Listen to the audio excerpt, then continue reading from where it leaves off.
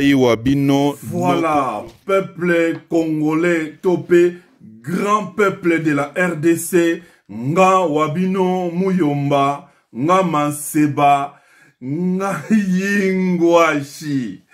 Topé ngai noko Clovis na pesio mbote partout oyozomi pe na bakisi Longonia. Longonia na grand peuple de la RDC. Longonia na ba abonné à Congo Esengo TV. Pe Longonia na yondeko ozaliko kendeko s'abonner tout à l'heure na Congo Esengo TV. Longonia na yo ozako partager pe ozako like ba vidéo ya Congo Esengo TV. Alors bandeko bo limbisi moke po na bandi émission nako seka botika na seka peta mwandambu bandeko nazo seka po na nini parce que na mikolo nyonso naza oloba toujours la volonté du peuple est la loi suprême. Donc nde yango sikoyo peuple congolais a zui conscience à telemi azako imposer loi naye na ba politicien oyo bazo pesa kaka na mboka na biso Congo.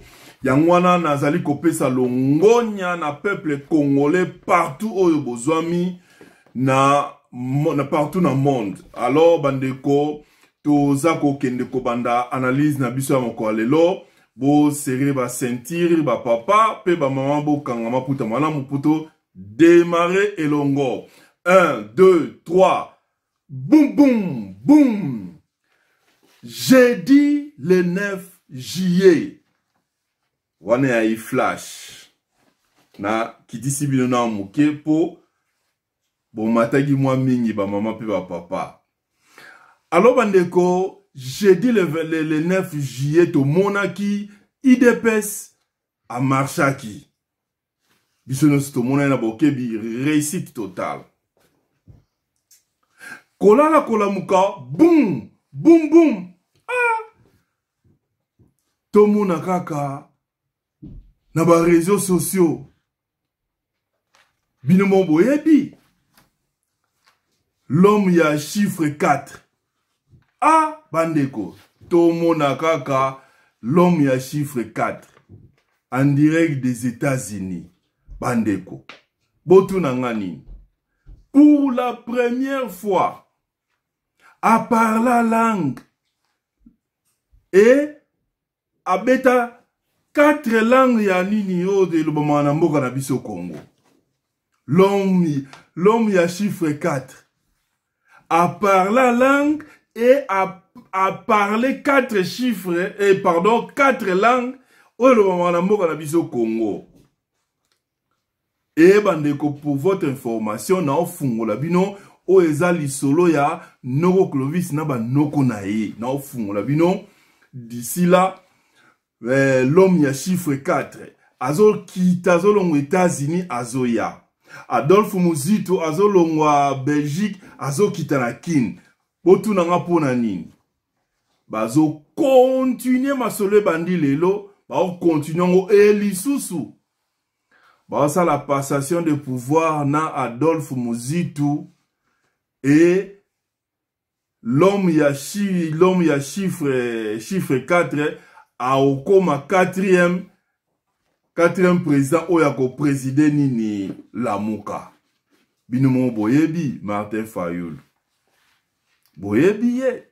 Totana tanga ba 4 et les a télémé a PC la 4 langues ya 4 langues nationales. Et lelo toza journée ni toza les 13 1 plus 3 égale 4. Bandeko Martin Fayulu a parlé la langue et bandeko to moni marche ya Lamuka avant ma bandeko nanu avant nanu marche mama na mbula ya makase betama e beta pena na mboka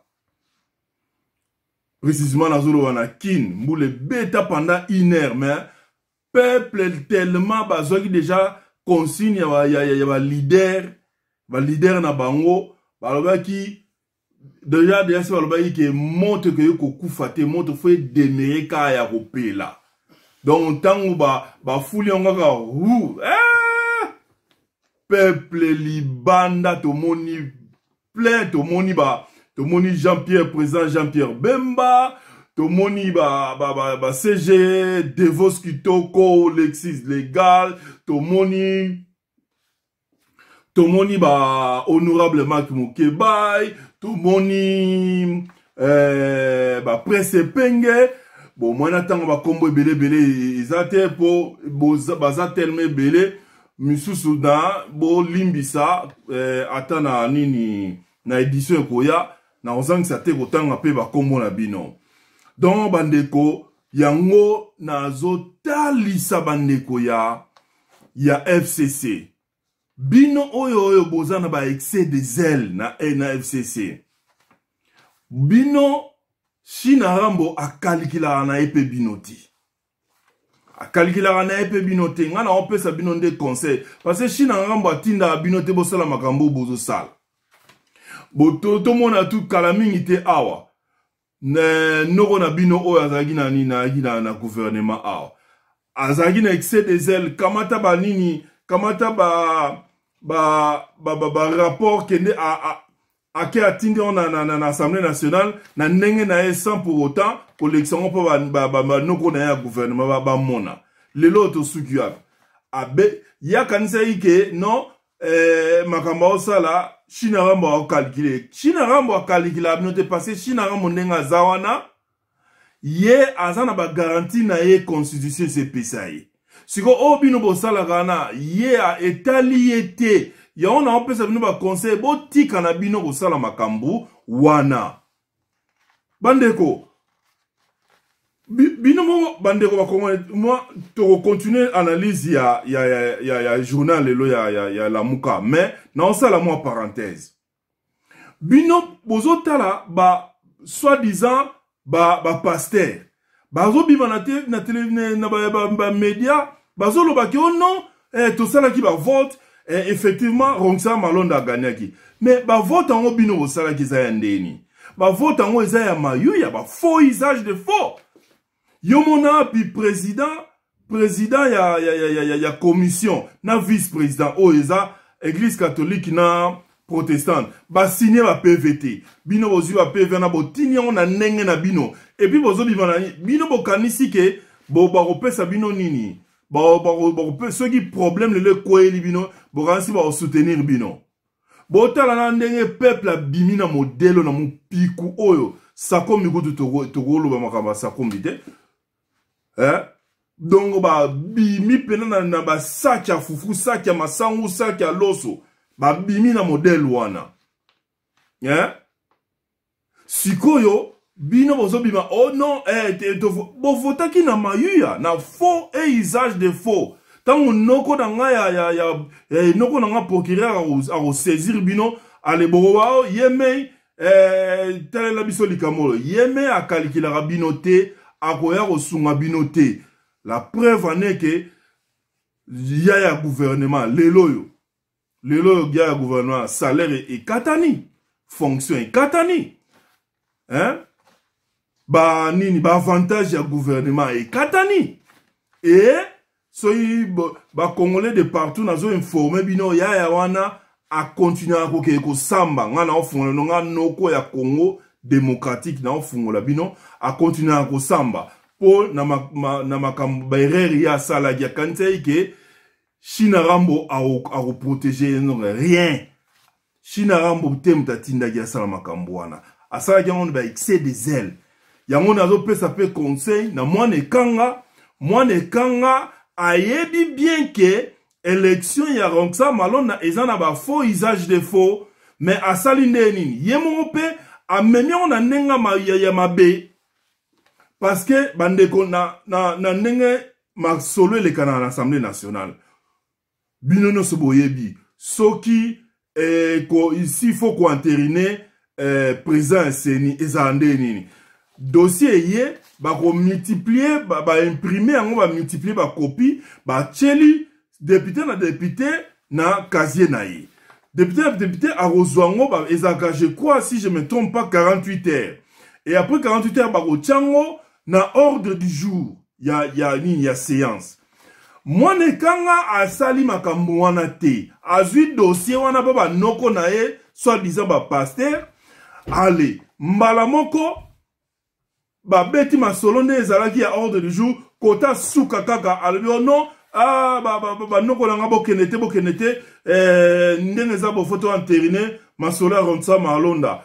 Qui est pour? Wa, qui est contre? Wa. Oh, la séance est levée. Ronsa Malonda, président. Ezala bongote. Waneza ba excès de zèle. Ba Congolais ba lingi bongote. Et ba Congolais, pour votre information, même ba proposition ya proposition de loi o ya mina kuna sakata.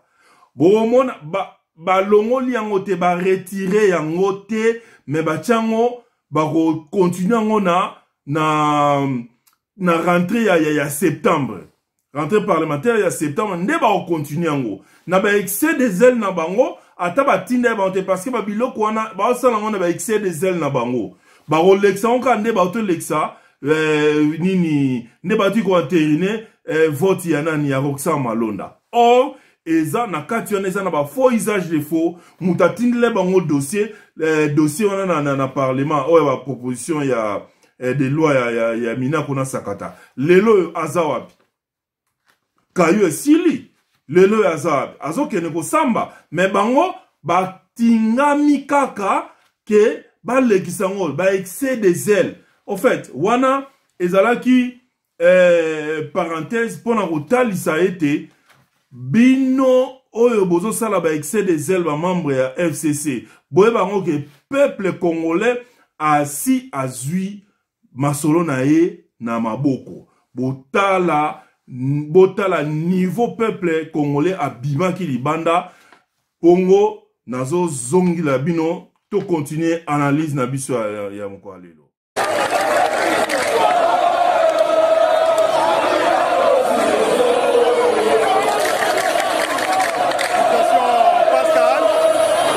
Mesdames et messieurs, vous êtes en train de vivre donc l'ambiance de la marche pacifique de l'opposition, marche pacifique de la Mouka, ici à Kinshasa.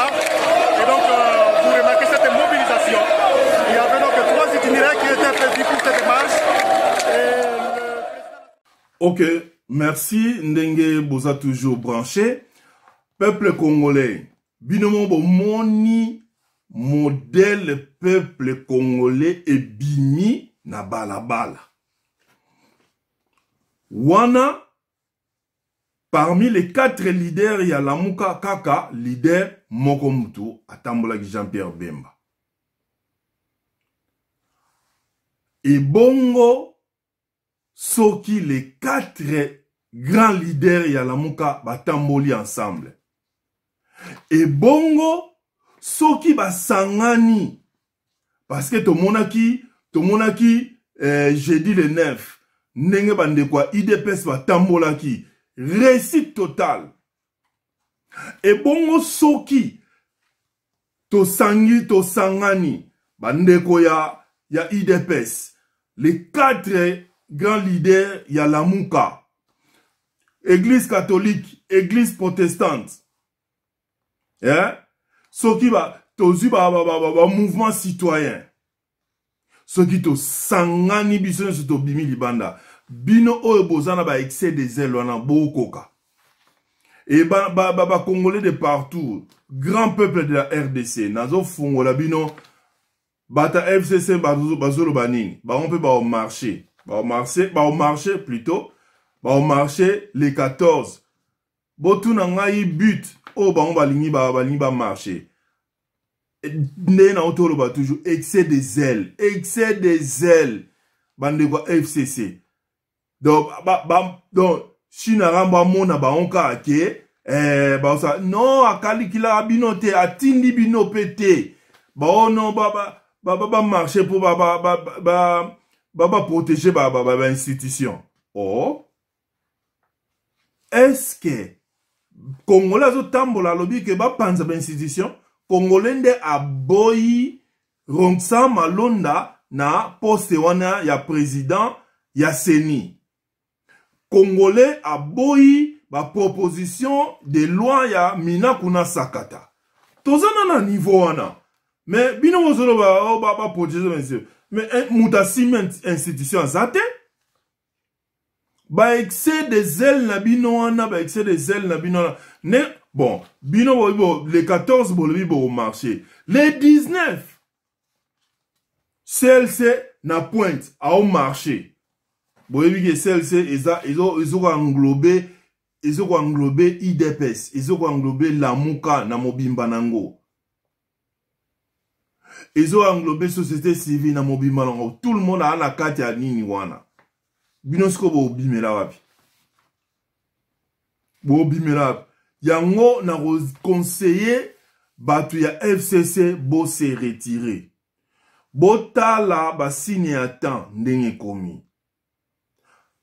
Peuple tango azako imposer volonté na ye ezalaka toujours suprême. Oya bino boku zonga kakasima. Mais soki bozo tchaka ateti wana italibino. Wana italibino parce que peuple nde asimi masolo na maboko. Boko regretter bo se retrouver nde balobaka si je savais. Si je savais.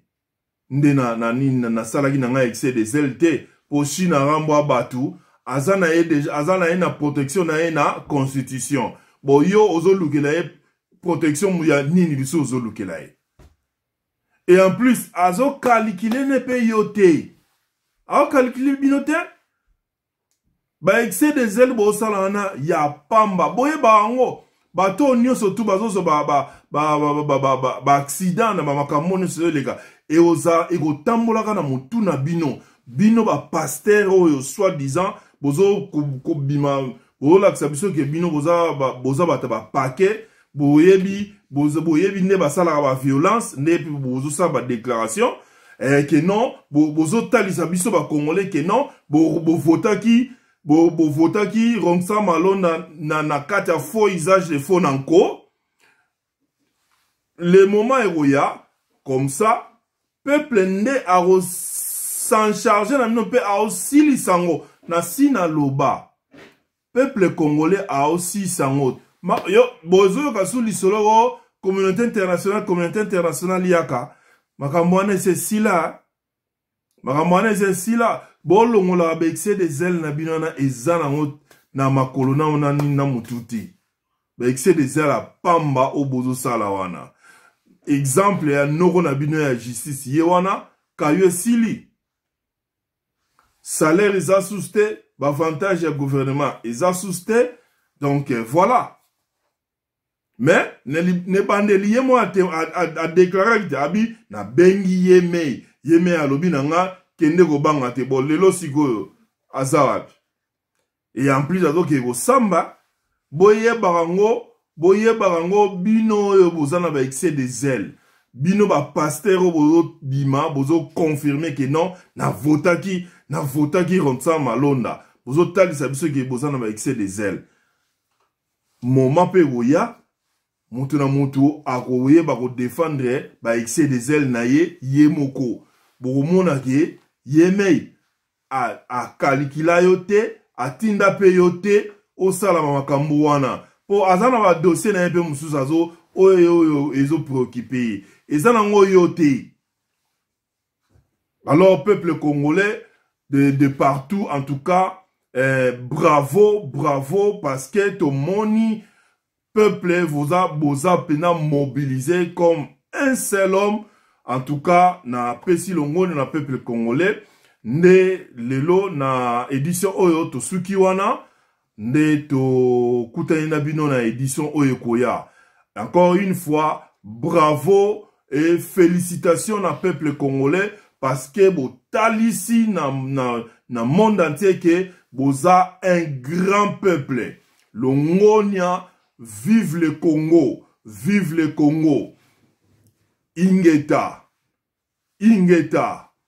bosabone na Congo Esengo TV na kopesa bino ba masolo ya kati ndenge président Muzitu ndenge aza na kata Belgique, président Fayulu na kata États-Unis na fungola bino ndenge azoya masolo nini oyo akomemela peuple congolais. Ok, ngana bino tokutani na édition koya. Ciao. Nabalae Zambe ya estere Yawe salanga nabalae Nabala na pesa ba invité na ngai ba invitation ya sonité Oyo Nzambe ya ba invitation Maison Given azali